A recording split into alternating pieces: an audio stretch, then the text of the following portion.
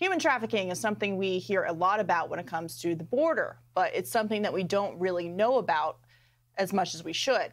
And that's because it's a massive business operating in the shadows. There's estimates the global human trafficking industry could be as high as $150 billion.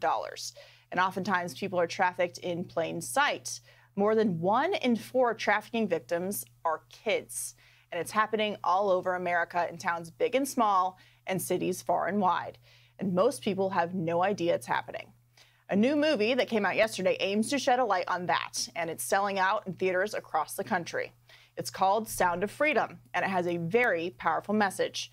It's based on the life of Tim Ballard, a former DHS special agent who specialized in rescuing child sex trafficking victims and then left the agency to found his own organization that helps locate missing kids. Take a look.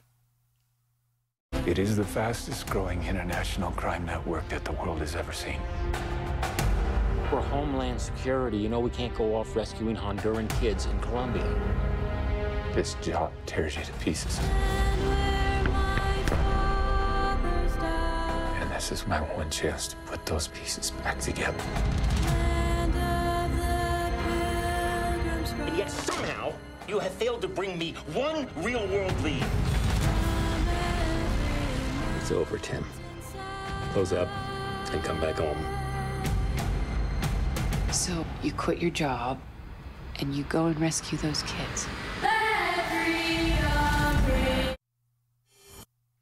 Former DHS special agent and founder of Operation Underground Railroad, Tim Ballard, joins me now. Tim, thank you so much for being here tonight. This is such a crucial topic that I think people kind of know is happening, but it's difficult for them to look at it. And you're shedding a light on it and bringing it to a place that people can see exactly what the problem is.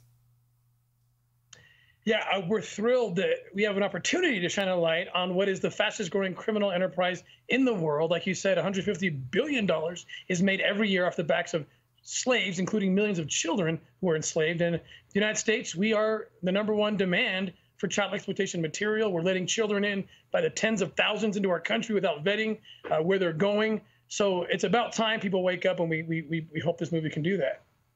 You know, what kind of policies enable this kind of trafficking? I think people think it can't happen in their backyard. It only happens in faraway places, but it's happening right here. And as you just mentioned, America is the highest demand, which really is sickening.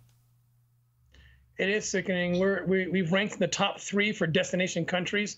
It's the economy of pedophilia, I call it, right? We have this huge demand here, and so no wonder we have tens of thousands of children being brought in unaccompanied, showing up at our borders, they're let in.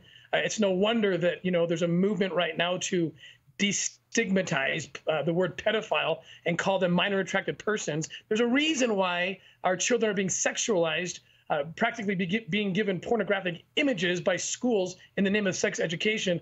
Children are under attack right now because in the economy of pedophilia, the United States stands at the top. And we need to stand up for these kids because right now, very few people really are doing that.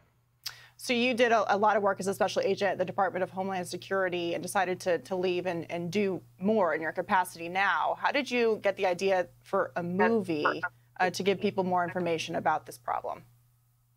Well, honestly, it wasn't my idea, and I never dreamed it would happen. I was 12 years as a special agent, undercover operator with Homeland Security, 10 years on the border. You're seeing images of the border scenes right there. And then I was working on a couple of cases that fell outside the jurisdiction of the United States, and I had to quit my job to finish the cases, and they were so important to my wife and I that we did it.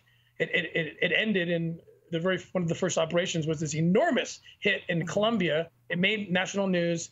And then the producers came to us and said, this sounds like a movie.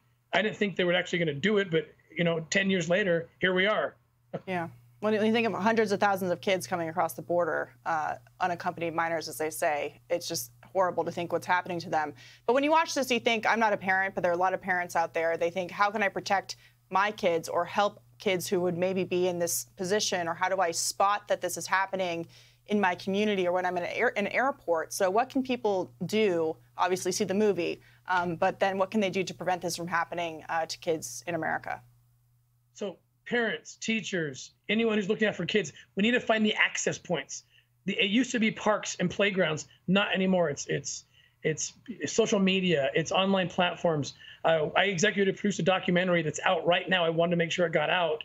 So in the wake of Sound of Freedom, people could go to Amazon Prime. It's called It's Happening Right Here. And I talk about all the access points online and how parents can be aware and block their children, stand between their children and the predators who are looking for them. Yeah, vigilance for sure. Tim Ballard, we look forward to seeing your film, and thank you so much for shining a light on this very dark but important issue. Thank you so much. Thank you.